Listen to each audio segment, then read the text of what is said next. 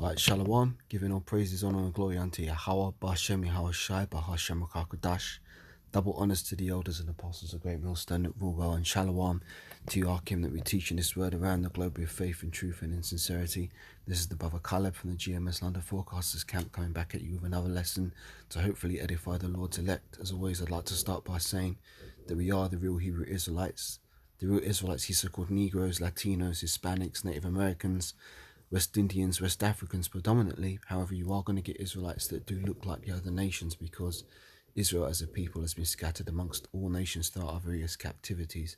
But if your seed line by your forefathers goes back to the man in the Bible that was named Israel, then you too are an Israelite, no matter what you may look like, because the book of Numbers chapter 1 and verse 18 states that your nationality is determined by the lineage of your forefathers.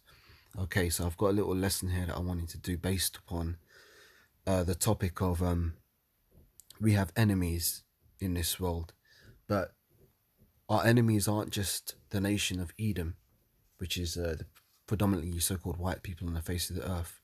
All the nations are enemies of Israel, because they don't want to see us get our blessing and our birthright, which was preordained for us. You know, they want to keep us in a low estate, so that they can continue to rule and that they can continue to exert their influence on the earth.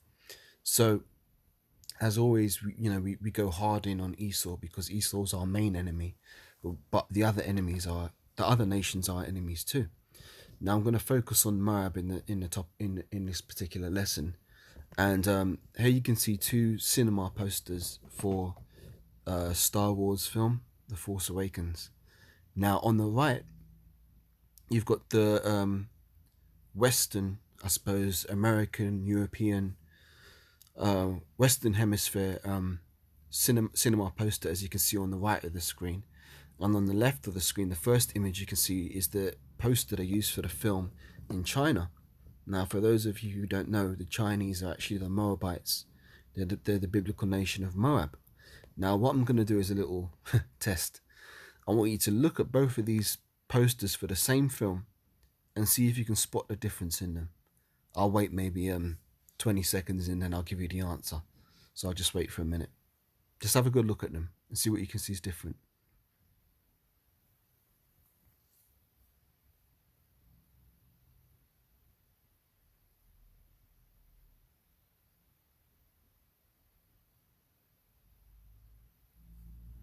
Okay, you had a chance to look at it. I'm sure you could probably see the character in the top left, which is the character called Kylo Ren, is in a slightly different position, but that's not the answer.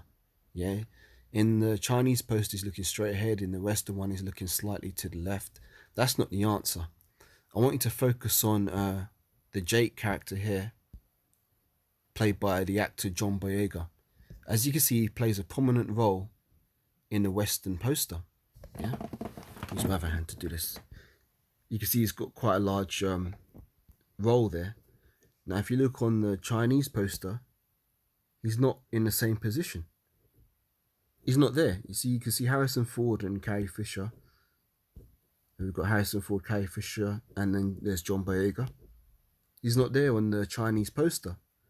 He's been reduced and put down the bottom here. Now, you've got to ask yourself, why have they reduced his image? And there's a reason for this. Because the Chinese audience don't really take well to Jake. You know, they hate Jake so much that they were scared that if they see this Jake on the poster prominently, they would turn moviegoers away from watching the film, because Moab ain't interested in watching Moab ain't interested in seeing Jake in any prominent kind of role. So for the Chinese poster, the Moabite poster, as you can see, they've basically diminished the size of his image and put it really small down there, so it wouldn't be as noticeable, so that they could market the film to the Chinese audience, and the Chinese audience wouldn't be offended. Ridiculous, I know. Let's look at another poster here. Here's the movie Black Panther, which came out a couple of years ago, I think 2017, and it starred the Jake Chadwick Boseman. Yeah, actually had a predominantly all Jake cast. Yeah. And on the west you've got on the right you've got the Western poster, and on the left you've got the Chinese poster. What have they done? They've completely changed the image. They've taken away all the Jake characters, and they've put the Black Panther here, and they've put a mask on him, because he's supposed to wear the mask anyway. I mean, I get pissed off when I see these superhero films and they're taking off the mask every 2 seconds, but they didn't want to promote it as being a predominantly Jake cast, so they put the mask on them, so you don't see any of those characters, hoping that they could market the film to the Moabite audience. So this just goes to show how Moab feels about Jake. You know, they don't like you. They don't like us, I should say. They don't like us. I mean, I remember give a brief testimony some years ago. Must have been like between, around 2000 or 2001. I had a friend, and I believe through the spirit he's a Jake, because he looked like a Moabite, but all of his friends were us Israelites. So I used to hang around with him. One day we went up to Chinatown and we were going in he was looking for something in the shop. It was just me and him. We walked in the shop, he's walking around looking, and I could see the Moabites standing behind the counter and they were giving me screw face. They were looking at me like I was about to pull out a gun and start stealing or some shit like that. They just didn't want me in their shop. Just didn't want me in their shop, and I could feel the negative vibes. And it stuck with me. I mean, I remember walking out of that shop and thinking, you know what, man? That's the last time I set foot in a shop in Chinatown like that, because I don't want to be walking into a shop where, you look over your shoulder and you see them giving you screw faces if you're about to steal something, or as if you're about to pull out a shotgun and just murder them in cold blood. You don't need that hassle, man. So them pure blood Moabites don't like Jake, and guess what? Let them have that. Let them have that, because at the end of the day, that ain't gonna stop us from getting our birthright and our blessing. So let them have their little 5 minutes of fun where they think that they're running shit and that they're gonna have the next rule in this society, because they ain't gonna get it. Never gonna get it. Never gonna get it. Never gonna get it. Never gonna get it. Yeah, they're never gonna get it. Let me bring out some precepts.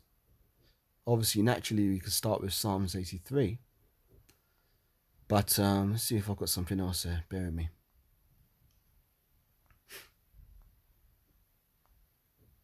Oh, yeah. Deuteronomy 23 verse 3 is a good place to start. We got here.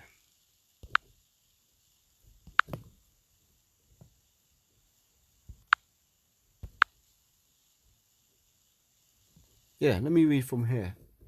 Because you Moabites, you're never going to inherit the kingdom of heaven. We've got that. Us Israelites have got that. So fuck you, Moab.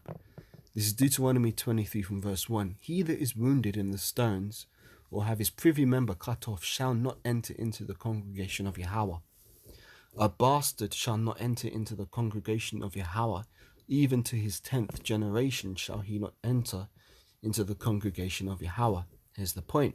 An Ammonite or Moabite shall not enter into the congregation of Yahweh, even to their 10th generation. They shall not enter into the congregation of Yahweh forever. Because they met you not with bread and with water in the way when you came forth out of Egypt, and because they hired against thee Balaam, the son of Beor of Pithor of Mesopotamia, to curse thee. Yeah, because when we came out of Egypt, the Moabites tried to curse us, but Balaam couldn't do anything but bless us, because he couldn't curse us. It says, nevertheless, Yahweh thy power would not hearken unto Balaam, but Yahweh thy power turned the curse into a blessing unto thee, because Yahweh thy power loved thee. So there you go. Moab's not going to enter into the congregation ever. Neither is Ammon. Now let's get Psalms 83rd chapter.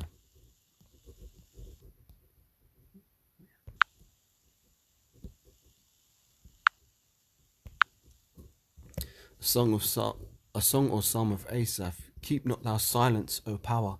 Hold not thy peace, and be not still, O power. For lo, thine enemies make a tumult, and they that hate thee have lifted up the head. They have taken crafty counsel against thy people, and consulted against thy hidden ones. They have said, Come, and let us cut them off from being a nation, that the name of Israel may be no more in remembrance. They have consulted together with one consent They are confederate against thee. The tabernacles of Edom and of the Ishmaelites, here you go, and Moab and the Hagarenes, and Jebal and Ammon and Amalek, the Philistines and the inhabitants of Tyre. Ashur is also joined with them. They have helping the children of Lot, Selah. You know? So basically, all these nations have hatred and enmity for us because we are the nation of Israel. You know, and they really don't like us. They've got that same enmity that Esau has, but Esau's got it magnified to the power of 100 or something like that. But they still hate us too. They don't want to see us come up. They want to keep Jake down because they make profit from us being in our lowest state. You know, they're the dogs that lick the sores of Lazarus, if that makes sense. You know, when Lazarus was sitting at the gate and it says the dogs came and licked his sores, that means the other nations were profiting over our lowest state. But we've got something great coming. Let's get Revelation 2 from 25 on.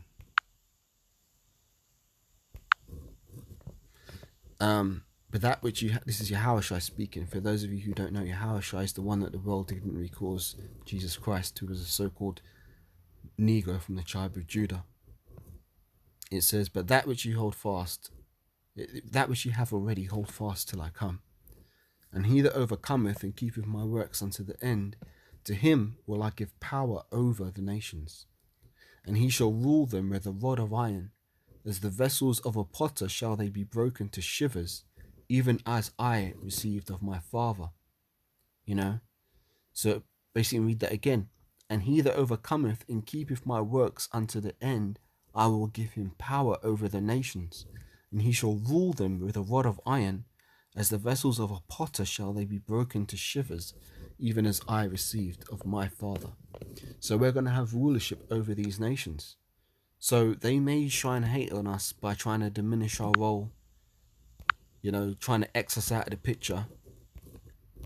You know, they say that, oh, that so-called dark skin doesn't comply with the Moabites' conventional senses of beauty. You know, they've got that deep-seated hatred of us just like Esau has. So as I said, they try and X us out of the picture, downplay our role in things, but they're not going to be able to do it because we're going to be the nation to rule all nations, as the prophecy says, as the blessing was. And you can't change that. You can't change that. So that's just a quick little lesson, man. I just thought it was interesting because when I saw this, I was a bit like, whoa, shit, man, Moab's got that hate, man. But I mean, I already knew Moab had that hate. As I said, I gave you a brief testimony from that time. I was in Chinatown with a friend, and I was in the Moabite shop, and they were looking at me like I was flipping going to pull out a shotgun or something and murder them in cold blood. I thought from that point on, I ain't never setting foot in one of them shops again, and I don't think I have since. So yeah, giving all praises, honor, and glory unto Yahweh, Bashem Yahushai, Bahashem Kodash.